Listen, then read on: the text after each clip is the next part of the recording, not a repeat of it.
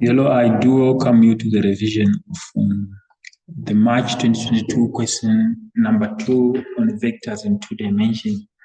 Right, so without much further ado, let's just quickly go into the question. The first information they're saying, the diagram below shows two forces P and Q of magnitude 250 and 150 Newton respectively acting at a point R. So the first question is saying define the term resultant of a vector. So I'll just give one definition, though there are a number of definitions that we can actually use. So we can define it as a single vector having the same effect as two or more vectors together.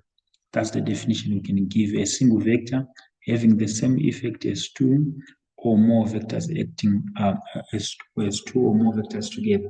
Right. Let's go to question number 2 there. Question 2.2 is saying, calculate the horizontal and the vertical components of vector P. Right, so this is our vector P, and we will into the vector into its fluid. You spread the in the at the moment and value which is on the way for 2 level.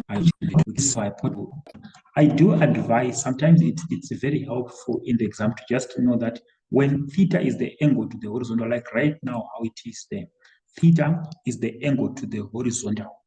So since that the horizontal component shall be given by P cos theta, and the vertical component shall be given by Py is equals to P sine theta, where theta is the angle to the horizontal. It saves you a lot of time in the exam just to know that information.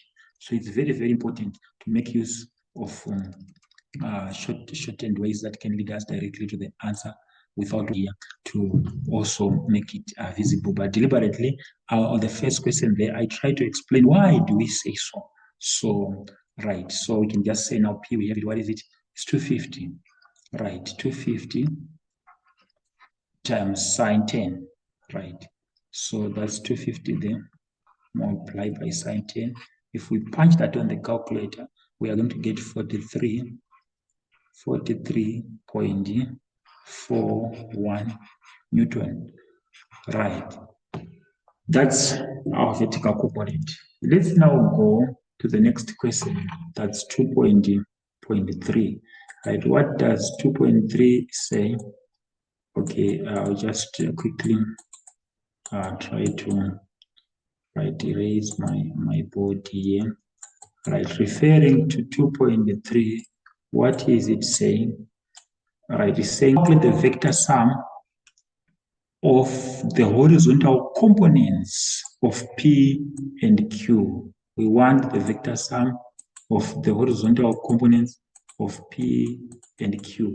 Right, I will not erase that diagram to use it as reference. Right, but we are repeating the same thing for Q. Right, so looking at Q, it means from its tail, there we are here at its tail, towards its head.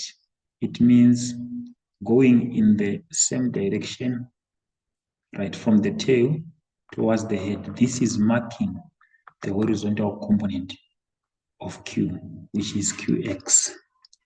And this is marking the vertical component, which is QI, because we are moving from the tail to the head, mind you, right? So we want these two. These are the ones that the examiner is asking, the horizontal components of Q and P. So already the horizontal component of P, we calculated it, we got 246.20 Newton. So we now want the vectors, remember by definition, quantities that have both magnitude and direction. So since they have a direction, whenever you are dealing with, choose a certain direction as positive, right? So I always would want to say the onus should be on you.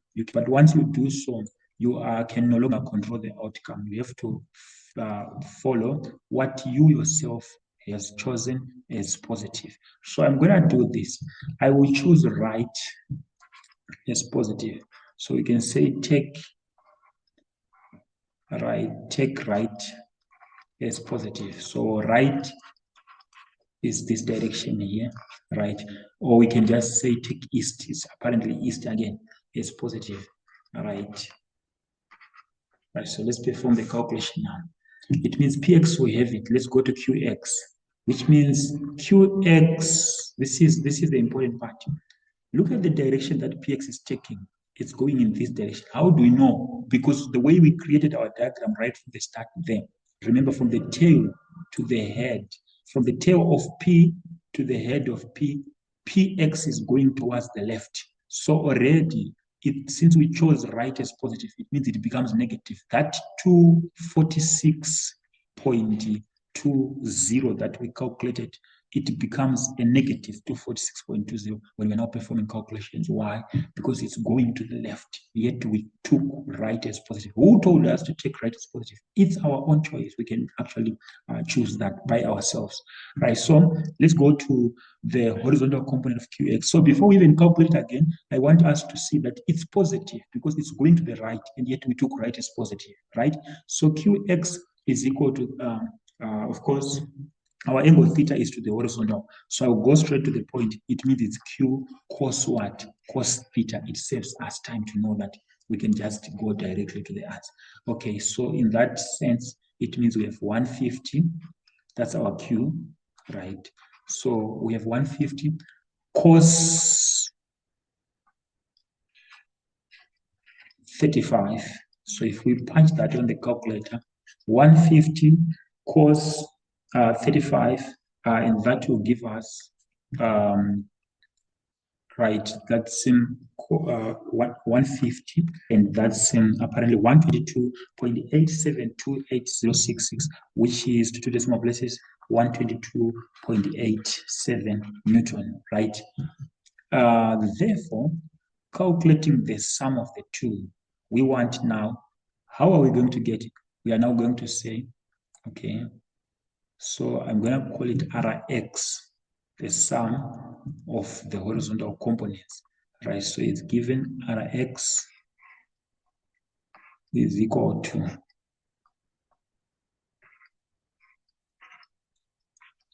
right, minus 246. Why minus? Because we chose right as positive. 246.20 plus what? 122.87. There we are, right?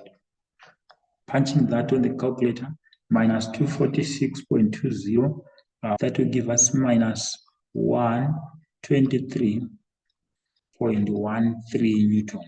So since it's negative, it means it's to the left because we chose right as positive, which means it's simply 123.13 Newton to the left, right? So we have the direction, that's Newton, left, right? So we have its direction, right? So basically, that's how we do it.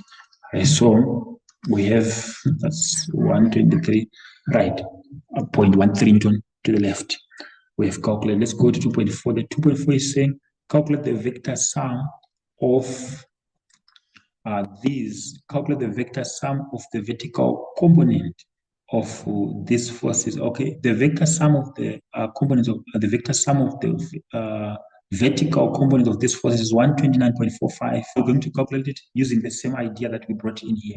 Using the vector sums of the vertical and horizontal components of P and Q, draw a labeled force vector diagram to show the resultant force acting on point R. So the question is asking us now to draw a labeled vector force vector diagram. That's what the question wants us to do, right? So we can do that by two ways, right? So I'll just quickly just indicate here, right? We have been given 129.45 Newton, but do we know the direction of that vertical, the sum of the vertical components of the two? right? We can know the direction by easily checking on the diagram directly, right? How so? This is what we are looking at, right?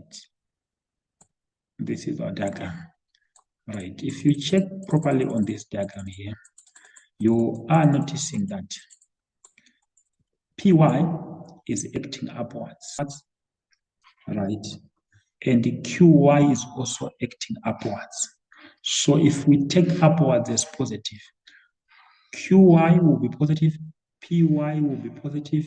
Adding them, it means we are adding two positive values. It means RY, this vector sum of the vertical components, is going to be positive, upwards. Its direction shall be upwards.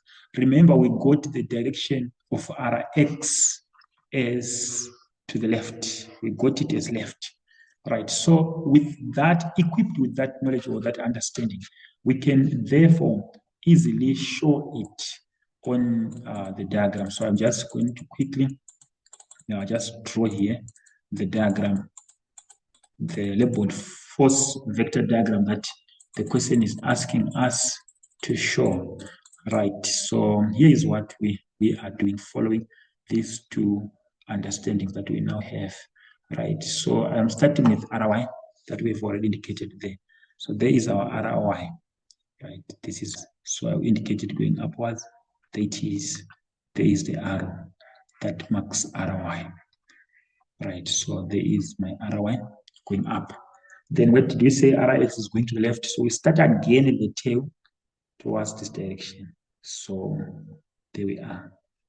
That's the tail method there. That's Rx, right?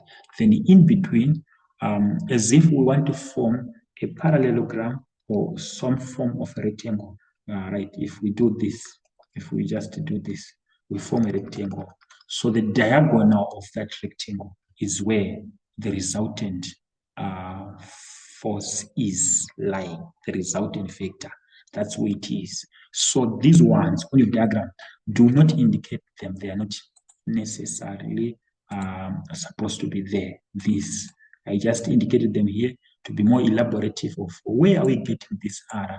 Where is the R coming from? Why has it been indicated diagonal of a rectangle or precisely a parallelogram? So that's R there, that's Rx there, and that's Ry. That marks our diagram. Right. So we can put our angle theta. This angle is the angle to the vertical. Remember, we're having an angle to the horizontal. We could have put it here, but we are putting an angle to the vertical here. Right. Alternatively, what could we also have done? We could have done this starting first with Ry. There is our Ry is going up.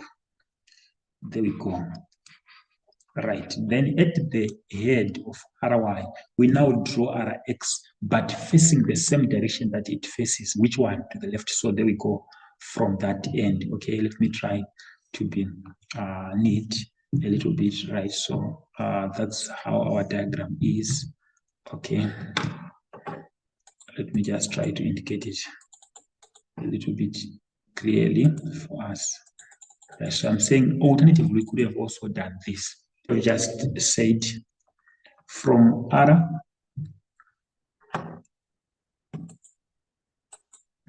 okay, there is Ry. We could have just said Ry, here it is, right? There we are, right? That marks Ry. At the head of Ry, we now draw Rx towards this direction. There is our Rx. Then right from the tail of Ry to the head of Rx, that marks our R. That's tail to head method. Tail to head. That was tail there. Tail to tail. Right. So that marks our angle again, theta. The angle between the horizontal, the vertical component. So there we are. It's another way again we could have indicated, right? So let's go to 2.5. Question 2.5 is saying calculate the magnitude of the resultant of forces P and Q. Right, so it's given by R. We say and Ry is the vector. Calculate it, and we saw it as 123.33. Vector sum of 29. We're given as 129.45. So we simply say square under the square root, right? So if we punch that, that's giving us 178.6 Newton, right? So that's marking our, right? Then the next question, measured clockwise from the positive the vector of the result. How do we do it? This is what we do. So we simply refer post vector diagram that we had drawn. So I'm just going to quickly bring it out here so that we can refer to it. This was our Ry, by the way. This was our Rx, right? And this was our X was 123.33, and Ry it's 129.45 according to the information you've been given there.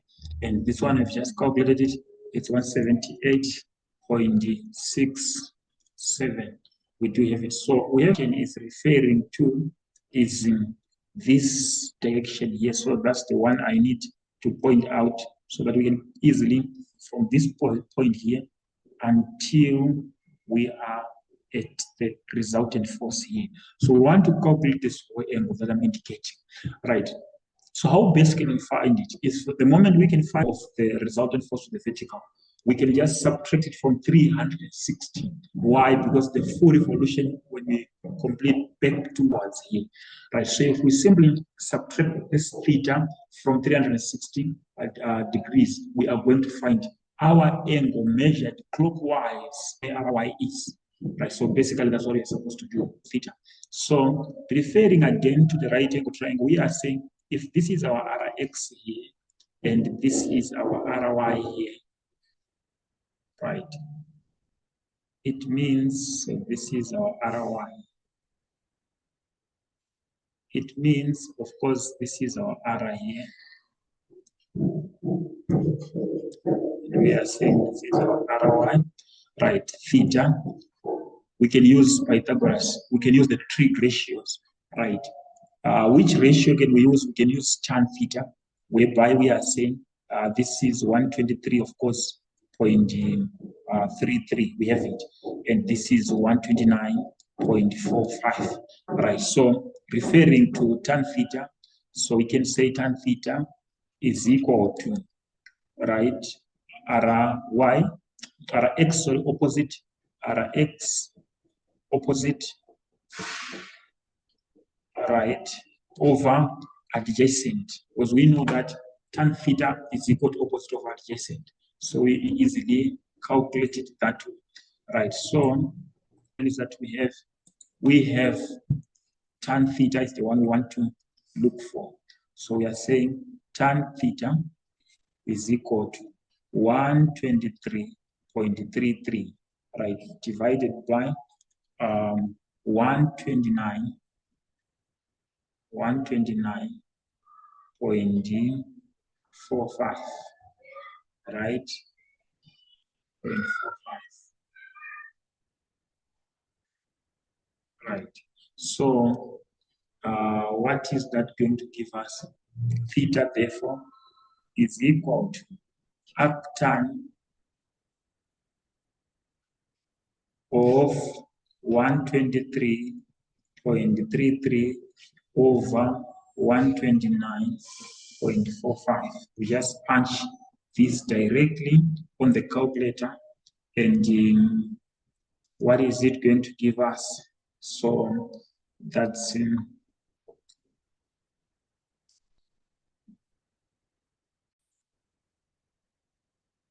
that's 14. That's 43.61. Okay, so we're just in point this 3 point the other, but going to eat 3 degree, but at least degree when I'm getting it on that, right? So if vector P could be changed, for which value of theta will the result to explain this question is remaining unchanged?